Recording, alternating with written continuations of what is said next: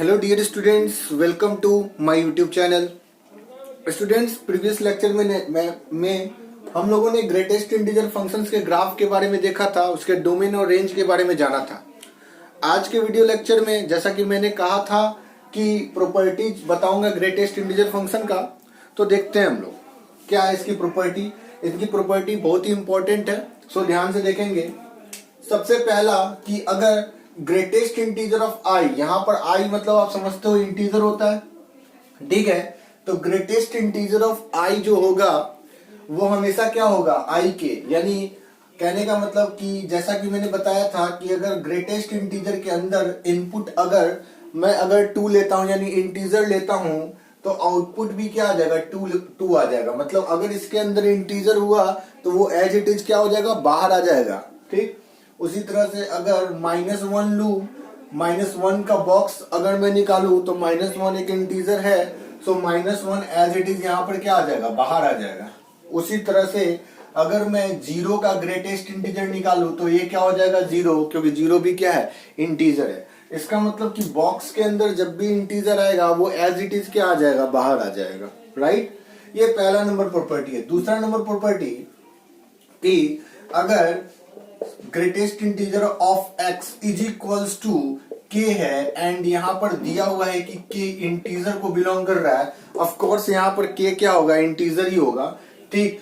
तो this implies x जो होगा वो कहां से कहां तक में होगा, k से k+1। यानी इसको हम ऐसे भी लिख सकते हैं कि k यहाँ इसको हम ऐसे भी लिख सकते हैं कि x belongs to closed interval k+1 पर क्या हो गया, ओपन इंटरवल। यानी कहने का मतलब ये हुआ, एग्जांपल में ले लेता हूं कि अगर ग्रेटेस्ट इंटीजर ऑफ x अगर 2 के इक्वल हुआ तो ग्रेटेस्ट इंटीजर ऑफ x अगर 2 के इक्वल हुआ तो x का जो सेट ऑफ वैल्यूज है वो कहां से कहां तक आएगा। यानी सिंपल आपको यहां पर मैंने सॉल्व करने के लिए बोल दिया, सॉल्व करने के लिए, सॉल्व एक क्वेश्चन लेके मैंने सॉल्व करने के लिए बोल दिया कि solve greatest integer of x equal to 2। इसको मैं सॉल्व करने के लिए बोल रहा हूं। जैसे होता है ना कि हाँ मॉड x, जैसे बोलते हैं ना मॉड x इक्वल टू 2, इसको सॉल्व कीजिए। ऐसा क्वेश्चन आपने मॉड्यूलस में किया था, तो बोलते हैं ना कि solve mod x equal to 2, तो आप क्या लिखते हो, x इक्वल टू +-2, यानी यहाँ पर x की ऐसी 2 वैल्यू है, there are 2 values of x, one is +2 and other is -2 which satisfy the given equation। यानी इस तरह से हम लोग लिखते हैं x belongs to +2 या x belongs to 2 - 2 करते हैं ना हम लोग मॉड्यूलस फंक्शन में। उसी तरह से अगर greatest integer of x equal to 2 है तो यहाँ पर x की जो पॉसिबल वैल्यूज होगी वो क्या होगी, जो इसको क्या करेगी, सेटिस्फाई करेगी। यानी अगर इक्वेशन सॉल्व करने का मतलब ये होता है you have to get all values of x which satisfy the given equation. यानी set of values of x यहाँ पर क्या होगा, यहाँ पर x जो होगा वो क्या होगा, x बिलोंग्स टू क्या होगा, 2, और यहाँ पर 2 में 1 ऐड कर लो तो क्या हो गया, 3, और 3 पर ओपन इंटरवल लगा दूंगा। अब बात करूं स्टूडेंट्स इसके एक्सप्लेनेशन की, तो एक्सप्लेनेशन मैंने पिछले ही क्लास में दिया था जब मैं ग्रेटेस्ट इंटीजर फंक्शन के ग्राफ के ऊपर डिस्कस कर रहा था। आपको याद होगा कि ग्रेटेस्ट इंटीजर फंक्शन का ग्राफ बनाते समय इसको मैं इस तरह से डिफाइन किया था कि 0 होगा, अगर ये 0 1, यहाँ पर क्या होगा, 1 होगा जब x 1 से 2 के बीच में होगा, 1 पर इक्वालिटी एंड 2 पर इक्वालिटी का साइन नहीं होगा।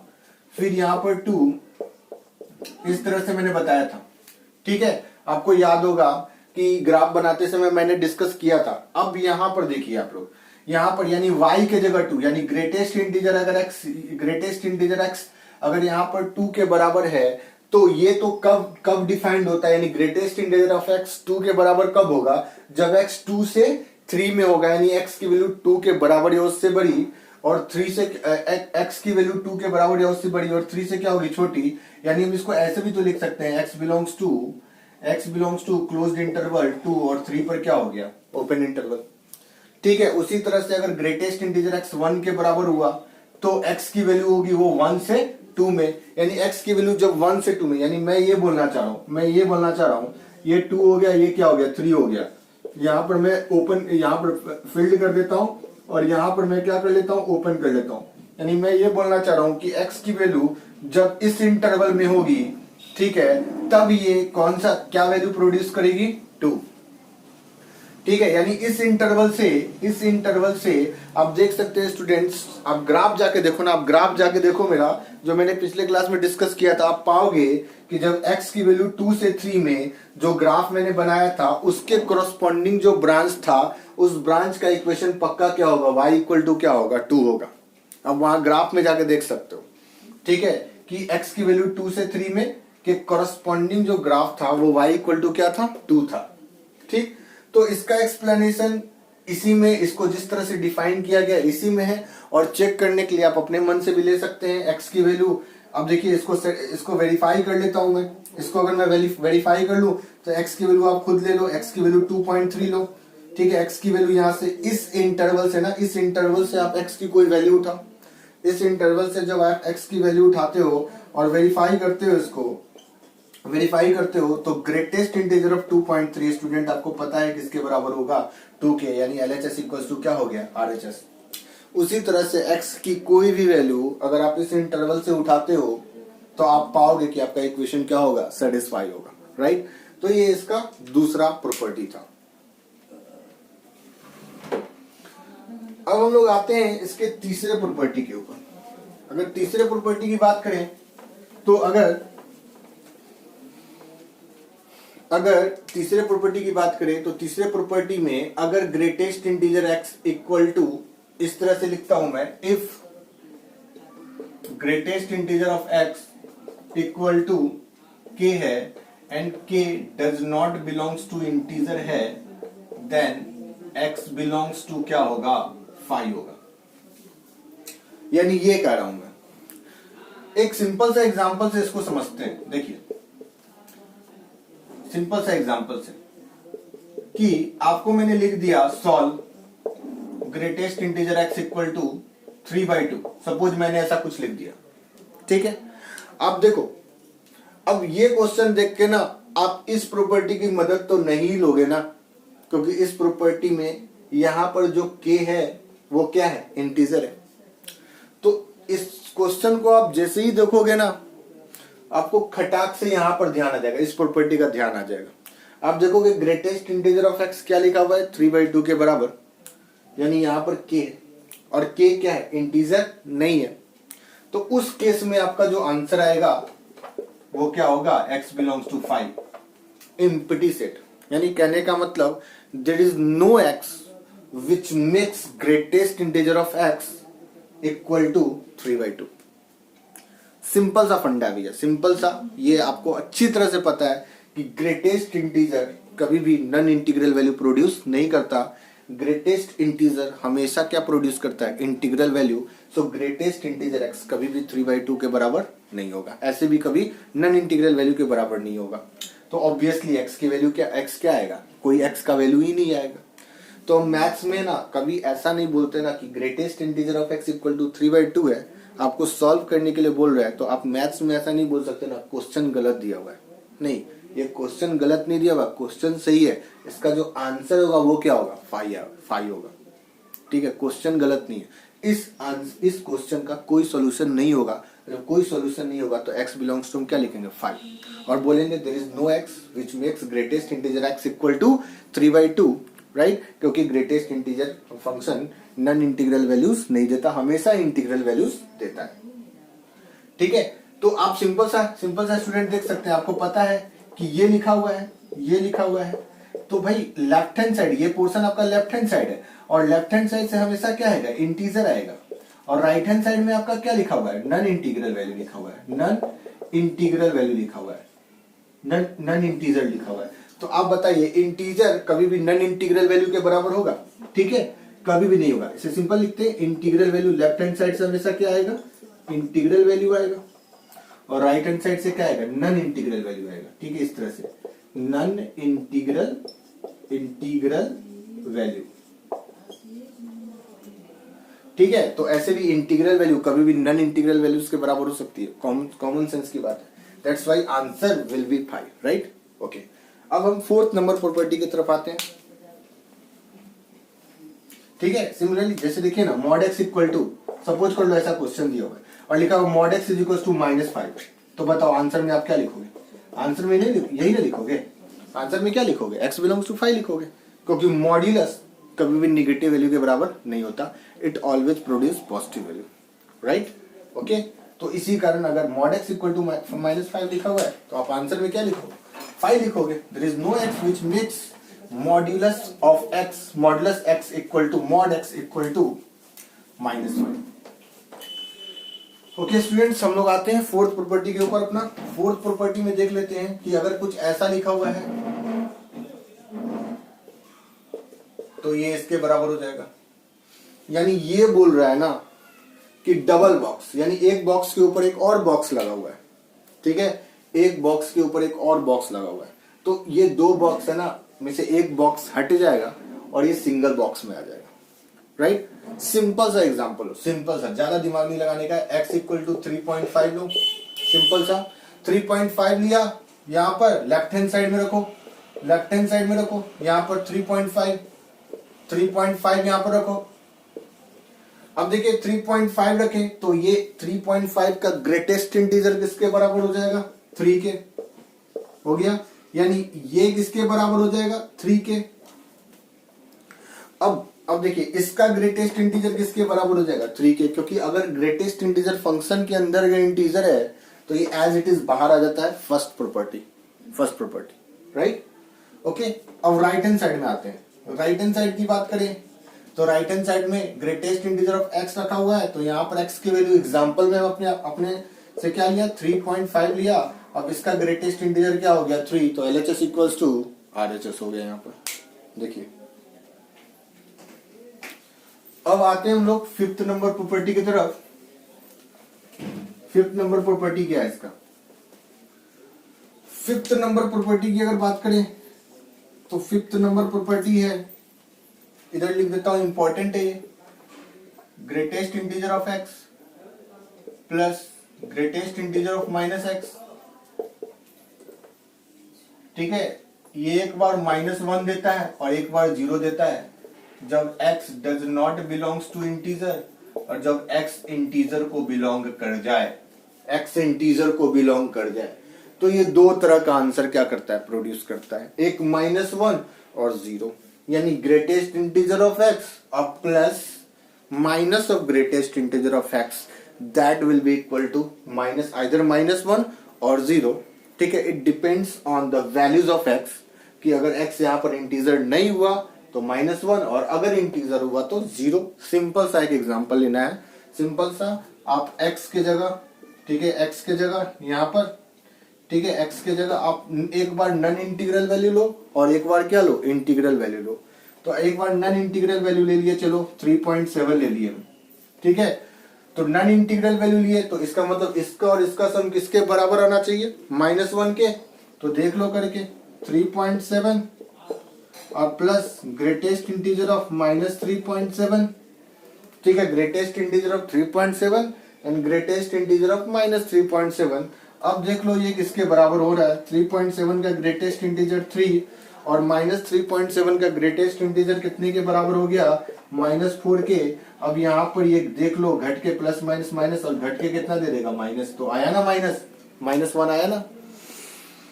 उसी तरह से अगर आप एक बार क्या करो, एक बार आप non integral value, integral value लो, इंटीग्रल वैल्यू, ठीक है, इंटीजर लो, एक बार x इंटीजर लो, 3 लो, ठीक है। उसके बाद देखो तो 3 और प्लस यहाँ पर x की जगह 3 और यहाँ पर क्या रख लो? -3। अब यहाँ पर 3 का ग्रेटेस्ट इंटीजर 3, फर्स्ट प्रॉपर्टी, और -3 का ग्रेटेस्ट इंटीजर अगेन क्या होगा? -3। ये कैंसिल हो गया, क्या हो गया? 0। यानी अब अगर इंटीग्रल वैल्यू लेते हो तो देख लो आप, इसका सम हमेशा क्या होगा? 0। आप x की वैल्यू चेंज करके और कुछ और रख लो। मैं 3.7 रखा है और कुछ भी आप रख लो, आप -5.7 रख लो, ठीक है। आपका मन करे एक बार -5.7 नॉन इंटीग्रल वैल्यू लो, एक बार इंटीग्रल वैल्यू लो, कुछ भी, ठीक है। एक बार नॉन इंटीग्रल वैल्यू लो, एक बार इंटीग्रल वैल्यू लो, ठीक है। और खुद ही चेक करके देख लो कि जब जब आप x नॉन इंटीग्रल वैल्यू लोगे तब इन दोनों का सम -1 के बराबर होगा, और जब जब इंटीग्रल x के जगह इनपुट, यहाँ पर इनपुट जो x है, ठीक है, उसके जगह आप इंटीग्रल वैल्यू लोगे तब इसका सम किसके बराबर होगा, 0 के बराबर होगा। ठीक है, अब स्टूडेंट्स कुछ बुक में इस तरह का तस्वीर बना हुआ है। ठीक है, कुछ बुक में आपको ऐसा भी तस्वीर बनेगा।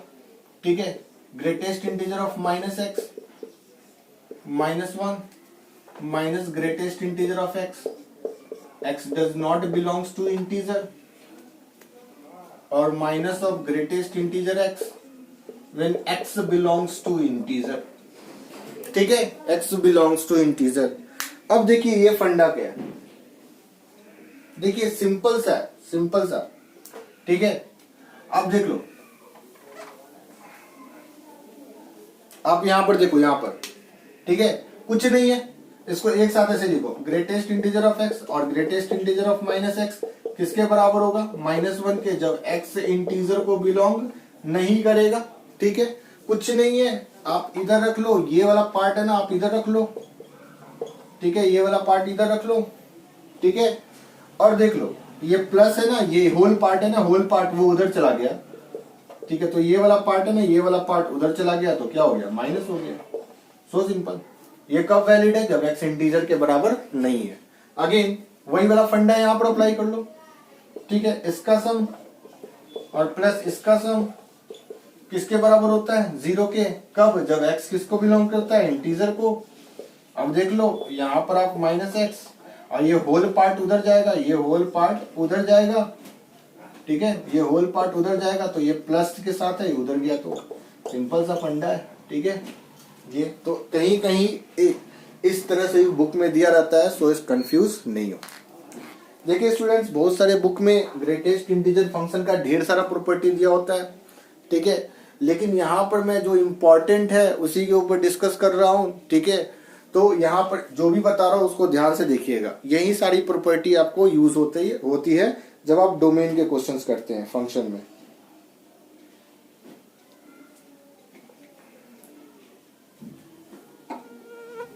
अब आते हैं हम लोग इसकी 6th नंबर प्रॉपर्टी की तरफ। 6th number property, 6th property इसका क्या है वो देख लेते हैं। 6th नंबर प्रॉपर्टी की अगर बात करें तो ग्रेटेस्ट इंटीजर x, ये x -1 है और ये x है। 6th नंबर पे आ जाते हैं ये प्रॉपर्टी। यानी ये क्या है, यानी देखो ये ग्रेटेस्ट इंटीजर फंक्शन जो है ना वो हमेशा इस रेंज में रहेगी, x -1 और x। अब कोई एग्जांपल, इसके लिए सिंपल सा आप एक एग्जांपल उठाओ। ठीक है, जो भी प्रॉपर्टी है आप सिंपल सा एक एग्जांपल उठा लो, 7.4 है ना। आप है ना x के जगह, यहाँ पर x के जगह 7.4 रख लो, और देखो ये जो है ये जो इनइक्वालिटी है वो आपका सेटिस्फाई होता है कि नहीं, यानी ट्रू स्टेटमेंट आता है कि नहीं। तो आप जब 7.4 रखोगे यहाँ पर 7.4 और x के जगह जहां जहां x है 7.4 रख लो, और 7.4 में से इसने क्या घटाने के लिए बोला है, 1 घटाने के लिए। ठीक है, अब यहां पर देखिए। ठीक है, अब यहां पर देखिए 7.4 यहां 1 हो गया, तो ये कितना हो गया हम लोग का 6.4, और ये कितना हो गया 7.4 का ग्रेटेस्ट इंटीजर कितने के बराबर है, 7 के, तो यहां 7 हो गया, और 7 पॉइंट ये क्या हो गया 4 हो गया। ठीक है, अब देखिए यहाँ नोटिस करने वाली बात क्या है कि अब साफ साफ पता चल रहा है कि इन दोनों के बीच में मात्र एक इंटीजर पाया जाएगा, वो क्या है 7। यानी 6.4 और 7.4 के बीच में देखेंगे तो मात्र एक ही इंटीजर मिलेगा जो क्या है 7 है। तो इस तरह से इस रिजल्ट्स को आप ध्यान में रख सकते हैं। ठीक है, आगे आते हैं। ठीक, कॉमन सेंस की बात है, 6.4 और 7.4 के बीच में कितने इंटीजर है, एक इंटीजर है, वो किसके बराबर है 7 के। ग्रेटेस्ट इंटीजर ऑफ 7.4 यहाँ पर किसके बराबर होगा, 7 के बराबर होगा। ठीक है, अब हम कुछ इनइक्वालिटी रिलेशन करने जा रहे हैं इसके ऊपर। ठीक, जैसे कि if greatest integer of x greater than equal to i then x greater than equal to i और x बिलोंग्स टू i से प्लस इंफिनिटी। यानी ये क्या है, इसको हम लोग एक क्वेश्चन से समझेंगे। ठीक है, देख लीजिए, सिंपल सा एक क्वेश्चन आपको दिया गया, greatest integer of x greater than equal to suppose कर लो 3 के बराबर। ठीक, यहां पर i क्या है, इंटीजर है, आप देख सकते हो। अब देखिए, ये आपका इनइक्वेशन सॉल्व करने के लिए आपको बोल रहा है। क्या सॉल्व करने के लिए बोल रहा है? आपका इनइक्वेशन सॉल्व करने के लिए बोल रहा है। इनइक्वेशन सॉल्व करने का मतलब, ठीक है, देखिए अगर ये लिखा हुआ है ना, तो ये आपका इक्वेशन है। ठीक है, आपको बुक में दे दिया रहेगा। ठीक है, ऐसे करके ना, ऐसे करके दे दिया रहेगा। ठीक है, ऐसे बॉक्स बना के एक डॉट दे देगा, डॉट, और ये बतला देगा कि ये आपको क्या बता रहा है, ग्रेटेस्ट इंटीजर फंक्शन। ठीक है, ऐसे बुक में लिख देगा, this represent greatest integer function, right. तो अगर ये सॉल्व करने के लिए दे रहा है, तो यहाँ पर इक्वालिटी का साइन लगा हुआ है, तो आप क्या क्या सॉल्व कर रहे हो, इक्वेशन सॉल्व कर रहे हो। लेकिन वही है कि अगर यहाँ पर इक्वालिटी, इनइक्वालिटी के कितने साइन होते हैं, 4 साइन होते हैं, ये होते हैं। इनइक्वालिटी के कितने साइन होते हैं, 4 साइन। ठीक है, और इक्वालिटी के ये वाले साइन होते हैं, राइट। तो यानी इसमें से, इस चारों में से, राइट, इस चारों में से कोई भी साइन यहाँ पर लग गया, तो अब ये लीनियर, अब ये इक्वेशन नहीं कहला के क्या कहलाएगा, इनइक्वेशन कहलाएगा। ठीक है, अब जब आप इनइक्वेशन सॉल्व कर रहे होते हो, तो बेसिकली आप सॉल्यूशन में, आप अब जब आपसे क्वेश्चन वाला बोलता है कि भैया इस इनइक्वेशन को क्या करो, सॉल्व करो, इसका मतलब कि आप वो x की सेट ऑफ वैल्यूज निकालते हो जिसके लिए इनइक्वेशन क्या है, सेटिस्फाई करता है। तो जब आप इनइक्वेशन सॉल्व कर रहे होते हो, तो infinite number of values x की वैसे भी होती है जो इन इक्वेशंस को क्या कर रही होती है, सेटिस्फाई कर रही होती है, और x की इनफाइनाइट नंबर ऑफ वैल्यू ऐसी भी होती है जो सेटिस्फाई नहीं कर रही होती। तो जब हम लोग सॉल्व करते हैं, तो हम लोग x की वो सारी सेट ऑफ वैल्यूज निकालते हैं, इनफाइनाइट नंबर ऑफ वैल्यूज निकालते हैं, जिस पर ये इन इक्वेशंस क्या कर रहा होता है, सेटिस्फाई कर रहा होता है, राइट।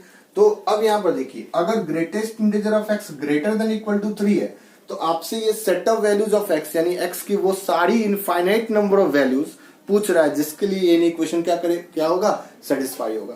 तो आप देखिए, simple, greatest integer of x greater than equal to 3 अगर है, तो x की पॉसिबल वैल्यूज क्या हो सकती है, सिंपल, x की पॉसिबल वैल्यूज क्या हो सकती है। अब जब भी x की वैल्यू 3 या 3 से अधिक लोगे, तो हमेशा आपका ये इक्वेशन क्या करेगा, सेटिस्फाई करेगा। सो सिंपल, आप देख लो।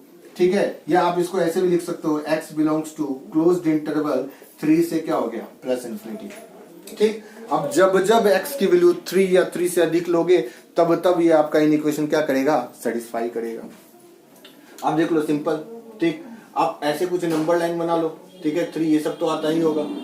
ठीक, प्लस इंफिनिटी, माइनस इंफिनिटी, और इधर से आप जब भी वैल्यू लो, आप 4 ले लो, आप 5 ले लो, 4.5 ले लो, हमेशा आपका इक्वेशन क्या करेगा, सेटिस्फाई करेगा। ठीक है, आप देख लो, यहाँ पर देख लो आप।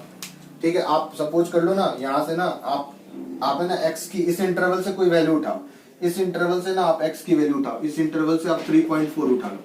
ठीक है, ये 3.4 ऑफ कोर्स इस इंटरवल से लिया गया x का वैल्यू है। आप इसमें रखो ना, इसमें रखो, तो 3.4। ठीक है, ग्रेटेस्ट इंटीजर ऑफ 3.4 LHS में। ठीक है, ये किसके बराबर होगा, 3 के, और 3 ग्रेटर देन इक्वल टू क्या है, 3 है। ठीक, अब ये कौन सा स्टेटमेंट है, ट्रू स्टेटमेंट है। अब मैं यहाँ से 2 मिनट टाइम लेके आपको ये चीज डिस्कस करना चाहूंगा कि बहुत सारे स्टूडेंट कंफ्यूज हो जाते हैं कि 3 ग्रेटर देन इक्वल टू 3 लिखा हुआ है, तो ये ट्रू स्टेटमेंट है या फॉल्स स्टेटमेंट है। तो आप बस इसके इंग्लिश स्टेटमेंट पर ध्यान दो। अगर मैथमेटिकली ऐसा लिखा हुआ है 3 ग्रेटर देन इक्वल टू 3, तो इसको इंग्लिश में कैसे लिखेंगे, 3 ग्रेटर देन और इक्वल टू 3। अब स्टूडेंट यहाँ पर ध्यान देंगे कि यहाँ पर ये और है, और ठीक है, और क्या बतलाता है, ऑप्शन बतलाता है, यानी आपके पास 2 ऑप्शन है, राइट। 3 से बड़ा नहीं है, ठीक है, ये सही बात है, लेकिन बराबर तो है, इक्वल तो है ना।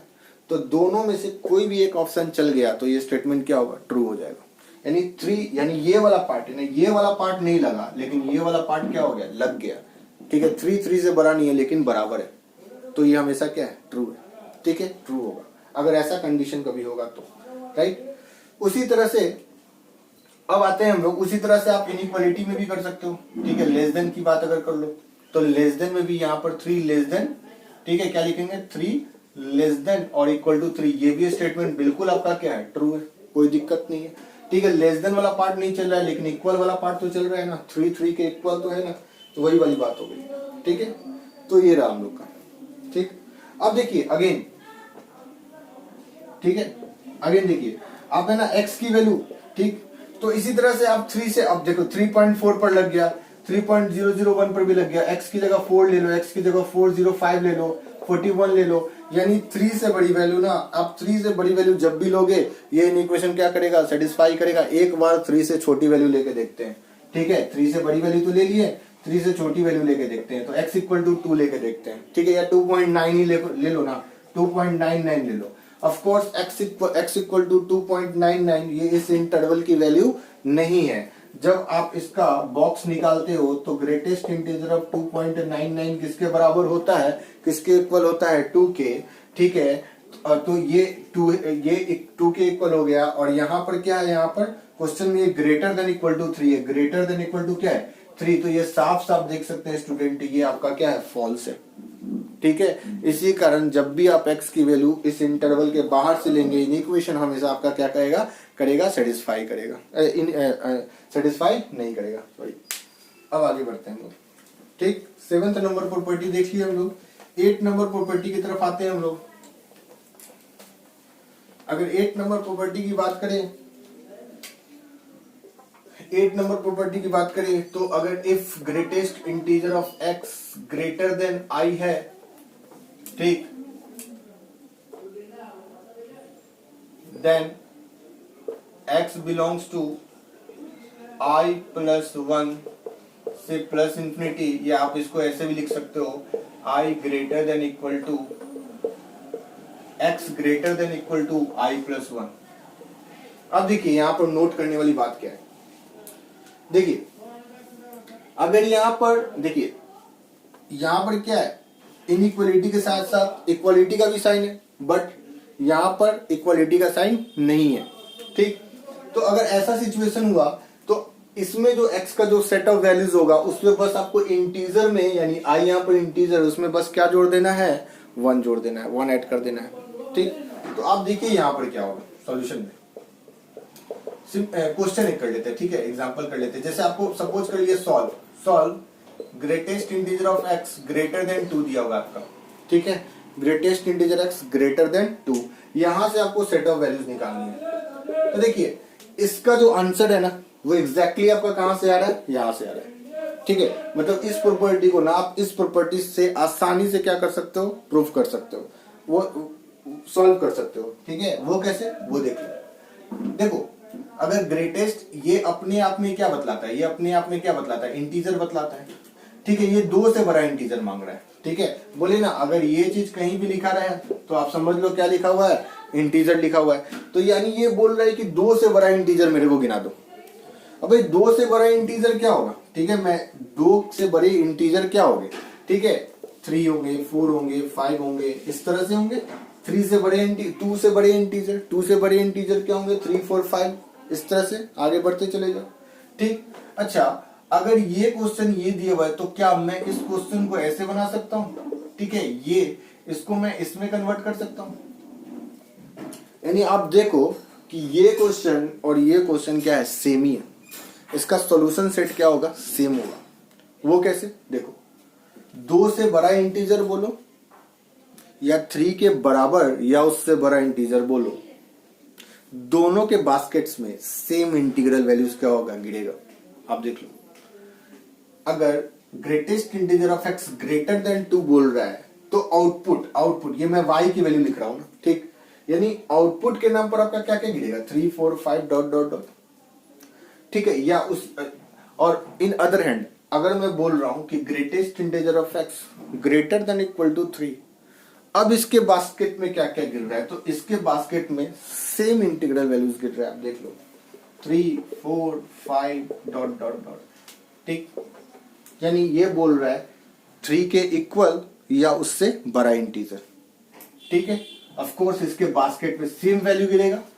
और इन अदर हैंड अगर बोले 2 से बड़ा इंटीजर तो अगेन इसके बास्केट में क्या गिरेगा, सेम ही वैल्यू गिरेगा, 3 4 5 6 डॉट डॉट डॉट।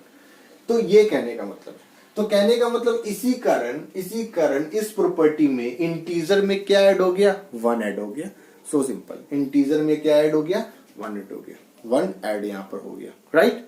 तो ये फिर आते हैं हम लोग नेक्स्ट प्रॉपर्टी की तरफ, यानी सेम सेट ऑफ वैल्यूज गिर रहा है तो इसका जो आंसर होगा, सॉल्यूशन सेट होगा, वो क्या होगा, ऐसे दिया हुआ है तो हम डायरेक्ट क्या लिखेंगे, ठीक है, डायरेक्ट क्या लिखेंगे, अगर ऐसे दिया हुआ है ठीक तो इसको सॉल्व करेंगे, और सॉल्व करेंगे तो हम क्या लिखेंगे, this can be written like this, greater than equal to 3 and hence we can give the answer, ठीक है, x belongs to closed interval 3 से क्या होगा, इंफिनिटी। ये आपका क्या हो जाएगा, आंसर हो जाएगा। और नंबर लाइन पर आपको रिप्रेजेंट करने आता है इसको, ठीक है। अब आ जाते हैं हम लोग 9th नंबर प्रॉपर्टी की तरफ। और 9th नंबर प्रॉपर्टी इसका क्या बोलता है कि if greatest integer of x less than equal to i then x belongs to minus infinity से i प्लस 1 ओपन इंटरवल। यहां पर ध्यान देंगे आप लोग, यहां पर मैंने क्या लगाया है, ओपन इंटरवल लगाया है, ठीक है। और i यहां पर इंटीजर है, उसमें मैं 1 ऐड करके इसका सॉल्यूशन सेट दे रहा हूं। सो क्या फंडा है इसका, क्या इसको हम कैसे एक्सप्लेन करेंगे अभी देखते हैं हम लोग। देखिए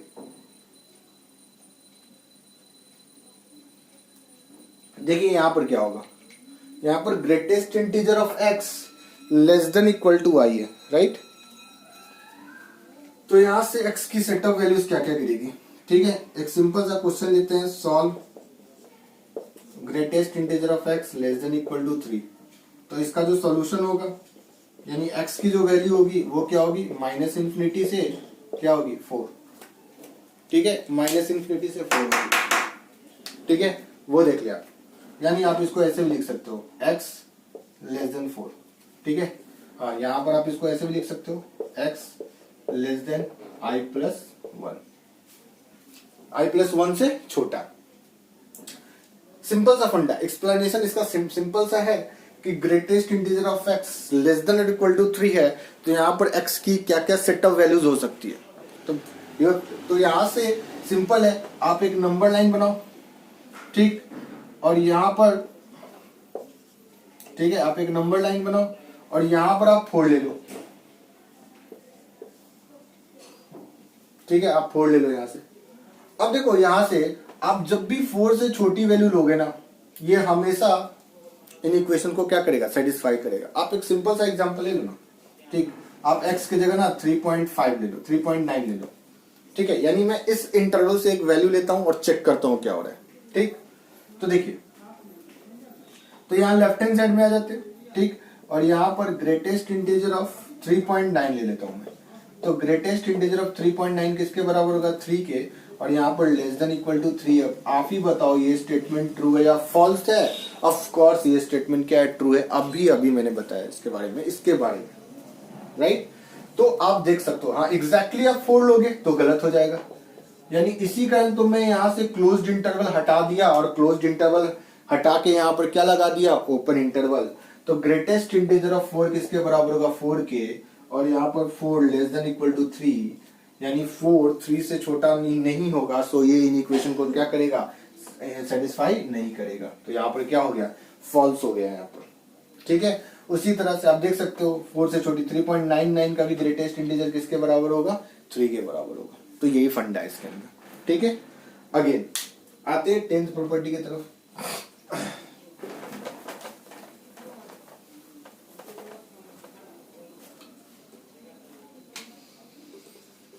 अगर हम लोग इसके 10th प्रॉपर्टी की तरफ देखें तो if greatest integer of x less than integer than i then x belongs to minus infinity से i ओपन। अब ये क्या है, देखिए सेम है, एकदम सेम है जैसा कि पिछला एक्सप्लेनेशन दिया। सिंपल सा एक क्वेश्चन लेता हूं, solve greatest integer x less then 3, ठीक है, लेस देन 4 ले लेता हूं, ठीक। तो आप इस क्वेश्चन को ना डायरेक्ट इस प्रॉपर्टी से बना ले, आपको ज्यादा दिमाग लगाने की जरूरत नहीं है। इस क्वेश्चन को आप डायरेक्ट इस प्रॉपर्टी से लगा ले। तो 4 से छोटा इंटीजर ना, 4 से छोटा इंटीजर, ठीक है, तो इसको मैं ऐसे लिख सकता हूं ना, greatest integer of x less than 4, ठीक है, ठीक है। ये और ये सेम चीज है।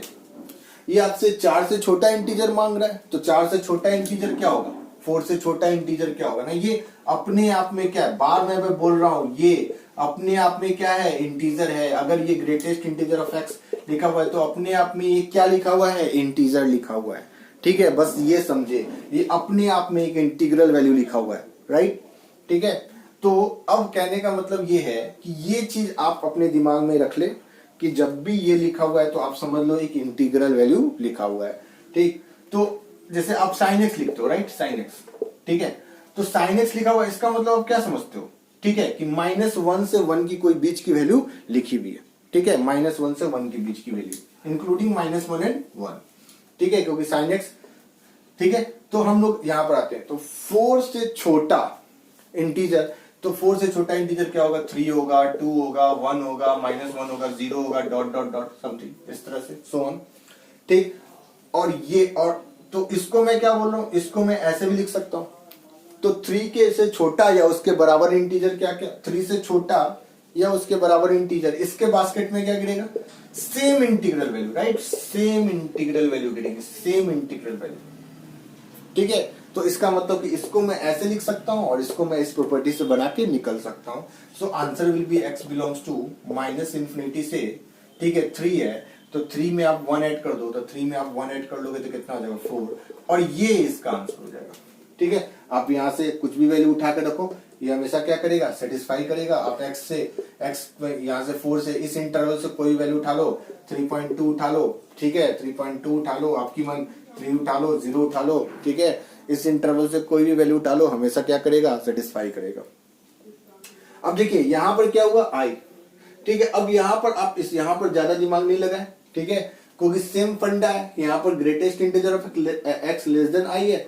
तो अब देखिए, तो इसको ना यहां पर आप देखिए, इसको मैं क्या लिख सकता हूं, ठीक है, इसको मैं क्या लिख सकता हूं, ठीक है, इसको मैं ऐसे करके लिख सकता हूं ना, i-1 करके, ठीक है। इसको मैं क्या लिख सकता हूं, अगर ये लिखा हुआ है ना, ये लिखा हुआ है, तो इसको मैं ऐसे लिख सकता हूं, ठीक है, ऐसे लिख सकता हूं।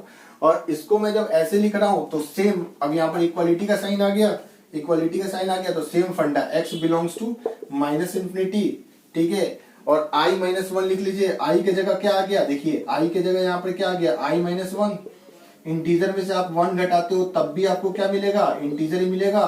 तो i-1, i के जगह यहां पर क्या लिख दिया, i-1, और ये अलग से जो +1 एडेड है, तो अलग से +1 ऐड करो, तो माइनस से -1 से +1 कैंसिल हो गया, और आपका x बिलोंग्स टू क्या हो गया, -∞ से क्या हो गया, i हो गया। तो ये प्रॉपर्टी आप देख सकते हैं, ठीक है स्टूडेंट्स, इसको ध्यान से देख लें।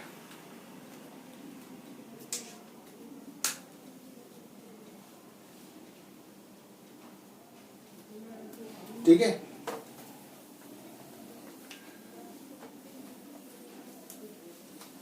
अब एक अंतिम प्रॉपर्टी है इसमें, 11th नंबर,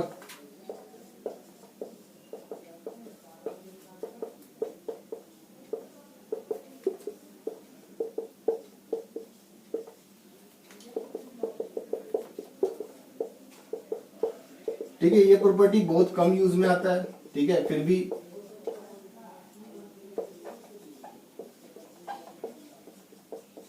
ठीक है, फिर भी आप ध्यान में रख ले इसको, ठीक है, ये उतना ज्यादा यूज नहीं है, फिर भी आप ध्यान में रख लो इसको, ठीक। Greatest integer x, greatest integer of x 1/n, सबसे पहले दिमाग में आया कि ये n क्या है, n नेचुरल नंबर है, आप देख लो n क्या है, यहाँ पर नेचुरल नंबर है, ठीक है।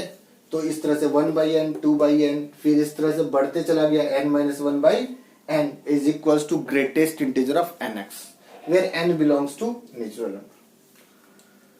ओके स्टूडेंट्स, सो ये हम लोग का था प्रॉपर्टीज, इंपॉर्टेंट प्रॉपर्टीज, ठीक है।